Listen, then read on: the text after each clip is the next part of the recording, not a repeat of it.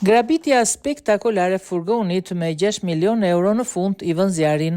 Policia franceze ka nisur një hetim të thelluar për një grabitje spektakolare të një kamioni të blinduar e cila ndodhi në Verdun-sur-Garonne, një komunë rreth 40 kilometra larg Toulouse. Furgoni transportonte një ngarkesë me vlerë mbi 60 milion euro përfshirë vepra arti dhe lingota ari. Pas grabitjes, autorët e krimit dogjën furgonin për të zhdukur çdo provë.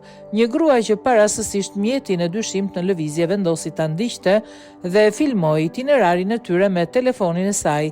Ajo e dorëzoi videon tek autoritetet çka ndihmoi hetimin me identifikimin e rrugës përdorur nga grabitësit.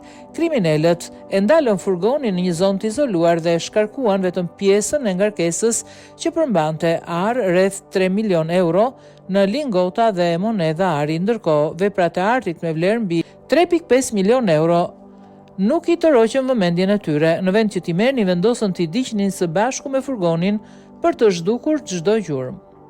Policia beson se grabitësit kishin informacion të brendshëm pasi vepruan me efikasitet dhe kishin ndjenim mbi ngarkesën dhe mungesën e mbikëqyrjes.